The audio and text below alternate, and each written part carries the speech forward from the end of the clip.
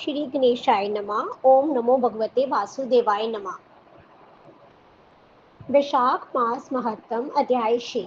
इस अध्याय में भगवत कथा के श्रवण और कीर्तन का महत्व तथा वैशाख मास के धर्मों के अनुष्ठान से राजा पुरयजशा का संकट से उद्धार। श्रुतदेव बोले, महेश राशि में सूर्य के स्थित रहने पर जो वैशाख मास में प्रातः का स्नान करता है और भगवान विष्णु की पूजा करके इस कथा को सुनता है, वह सब पापों से मुक्त हो भगवान विष्णु के परम धाम को प्राप्त होता है। इस विषय में एक प्राचीन इतिहास कहते हैं जो सब पापों को नाशक, पवित्र कारक, धर्मानुकूल, वंदनीय और पुरातन है। गोदावरी के तट पर शुभ ब्रह्मेश्वर क्षेत्र में ब्रह्म ऋषि दुर्वासा के 2 शिष्य रहते थे, जो परमहंस, ब्रह्मनिष्ठा, उपनिषद विद्या में परनिष्ठता और इच्छा रहित थे। वे भिक्षा मात्र भोजन करते और पुण्य में जीवन बिताते हुए गुफा में निवास करते थे। उनमें से एक का नाम सत्यनिष्ठा और दूसरे का तपोनिष्ठ था। वे इन्हीं नामों से तीनों लोकों में विख्यात थे। सत्यनिष्ठ सदा भगवान विष्णु की कथा में तत्पर रहते थे। जब कोई श्रोता अथवा वक्ता ना होता तब वे अपने नित्य कर्म किया करते थे। यदि कोई श्रोता उपस्थित होता तो उसे निरंतर वे भगवत कथा सुनाते, और यदि कोई कथावाचक भगवान विष्णु की कल्याणमय पवित्र कथा कहता तो वह अपने सब कर्मों को समेट कर श्रवण में तत्पर हो उस कथा को सुनने लगते थे। वे अत्यंत दूर के तीर्थों और देव मंदिरों को छोड़कर तथा कथा विरोधी कर्मों का परित्याग करके भगवान की दिव्य कथा सुनते और श्रोताओं को स्वयं ही सुनाते थे। कथा समाप्त होने पर सत्यनिष्ठ अपने शेष कार्य पूरा करते थे। कथा सुनने वाले पुरुष को जन्म मृत्युमय संसार बंधन की प्राप्ति नहीं होती, उसके अंतकरण की शुद्धि होती है। भगवान विष्णु में जो अनुराग की कमी है वह दूर हो जाती है और उसके प्रति गाढ़ अनुराग होता है।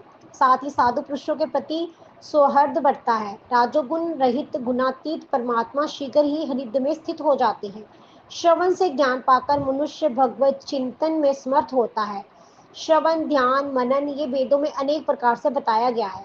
जहाँ भगवान विष्णु की कथा ना होती हो, जहाँ साधु पुरुष ना रहते हो, वह स्थान साक्षात गंगा तट ही क्यों ना हो, निसंदेह त्याग देने योग्य है। जिस देश में तुलसी नहीं है अथवा भगवान विष्णु का मंदिर नहीं है, ऐसा स्थान निवास करने योग्य नहीं है। ये निश्चय करके मुनिवर सत्यनिष्ठ सदा भगवान विष्णु की कथा और चिंतन में संलग्न रहते थे। दुर्वासा का दूसरा शिष्य तपोनिष्ठ दुराग्रह पूर्व कर्म में तत्पर रहता था। वह भगवान की कथा छोड़कर अपना कर्म पूरा करने के लिए इधर उधर हट जाता था। कथा की अवहेलना से उसे बड़ा कष्ट उठाना पड़ा। अंतोगत्वा कथापरायण सत्यनिष्ठा ने ही उसका संकट से उद्धार किया। जहाँ लोगों के पाप का नाश करने वाली भगवान विष्णु की पवित्र कथा होती है, वहाँ सब तीर्थ और अनेक प्रकार के क्षेत्र स्थित रहते हैं। जहाँ विष्णु कथा रूपी पुण्यमयी नदी बहती रहती है, उस देश में निवास करने वालों की मुक्ति उनके हाथ में ही है। पूर्व काल में पांचाल देश में पूरे जशा नामक एक राजा थे, जो पुण्यशील एवं बुद्धिमान राजा बुरिजशा के पुत्र थे। पिता के मरने पर पूरे जशा राज्य सिंहासन पर बैठे। वह धर्म की अभिलाषा रखने वाले, शूरता, उदारता आदि गुणों से संपन्न और धनुर्वेद में प्रवीण थे। उन महामती नरेश ने अपने धर्म के अनुसार पृथ्वी का पालन किया। कुछ काल के पश्चात राजा का धन नष्ट हो गया। हाथी और घोड़े बड़े बड़े रोगों से पीड़ित होकर मर गए। उनके रथ में ऐसा भारी अकाल पड़ा जो मनुष्यों को अत्यंत विनाश करने वाला था। पांचाल नरेश राजा पूर्वजशा को निर्बल जानकर उनके शत्रुओं ने आक्रमण किया और युद्ध में उनको जीत लिया। तदंतर पराजित हुए राजा ने अपनी पत्नी शिखनी के साथ पर्वत की कंदरा में प्रवेश किया। साथ में दासी आदि सेवक गण भी थे। इस प्रकार छिपे रहकर राजा मन ही मन विचार करने लगे कि मेरे ये क्या अवस्था होगी। ये मैं जन्म और कर्म से शुद्ध हूँ, माता और पिता के हित में तत्पर रहा हूँ, गुरु भक्त, उदार, ब्राह्मणों का सेवक, धर्मपरायण, सब प्राणियों के प्रति दयालु, देव पूजक और जितेंद्र भी हूँ। फिर किस कर्म से मुझे ये विशेष दुख देने वाली दरिद्रता प्राप्त हुई है? किस कर्म से मेरी पराजय हुई और किस कर्म के फलस्वरूप मुझे ये वनवास मिला है? इस प्रकार चिंता से व्याकुल होकर राजा ने किंचित से अपने सर्वज्ञ गुरु मुनि श्रेष्ठ जजेज और उपजय का स्मरण किया। राजा के आवाहन करने पर दोनों बुद्धिमान मुनीश्वर वहां आए। उन्होंने देखकर पंचाली प्रिय नरेश सहसा उठाकर खड़े हो गए और बड़े भक्ति के साथ गुरु के चरणों में मस्तक रखकर प्रणाम किया। फिर वन में पैदा होने वाली शुभ सामग्रियों द्वारा उन्होंने उन दोनों का पूजन किया। विनीत भाव से पूछा, विप्र परो, मैं गुरु चरणों में भक्ति रखने वाला हूँ। मुझे किस कर्म से ये दरिद्रता, कोष, हानि और शत्रुओं से पराजय प्राप्त हुई है? किस कारण से मेरा वनवास हुआ और मुझे अकेला रहना पड़ा? मेरे ना तो कोई पुत्र, ना भाई है और ना हितकारी मित्र ही है। मेरे द्वारा सुरक्षित राज्य में ये बड़ा भारी अकाल कैसे पड़ गया? ये सब बातें विस्तार पूर्वक मुझे बताइए। राजा के इस प्रकार पूछने पर वे दोनों मुनिश्रेष्ठ कुछ देर ध्यान मगन हो इस प्रकार बोले, राजन, तुमने पहले के 10 जन्मों तक महापापी बेयाद रहे हो। तुम सब लोगों के प्रति क्रूर और हिंसा परायण थे। तुमने कभी लेश मात्र भी धर्म का अनुष्ठान नहीं किया। इंद्रिय संयम तथा मनोनिग्रह कर तुम में सर्वथा अभाव था। तुम्हारी जीवा किसी प्रकार भगवान विष्णु के नाम नहीं लेती थी। तुम्हारा चित्त गोविंद के चारों चरण बिंदुओं का चिंतन नहीं करता था। तुमने कभी मस्तक नवाकर परमात्मा को प्रणाम ही नहीं किया।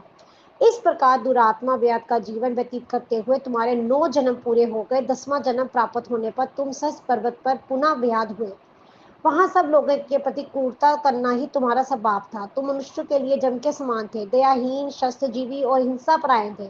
अपनी स्त्री के साथ रहते हुए राह चलने वाले पथिकों को तुम बड़ा कष्ट दिया करते थे, बड़े बारिश शठ थे। इस प्रकार अपने हित को न जानते हुए तुमने बहुत वर्ष व्यतीत किए। जिनके छोटे छोटे बच्चे हैं, ऐसे मृगों और पक्षियों के वध करने के कारण तुम दयाहीन दुर्बुद्धि को इस जन्म में कोई पुत्र नहीं प्राप्त हुआ। तुमने सबके साथ विश्वासघात किया, इसलिए तुम्हारे कोई सहोदर भाई नहीं हुआ। मार्ग में सबको पीड़ा देते हुए, इसलिए इस जन्म में तुम मित्र रहित हो।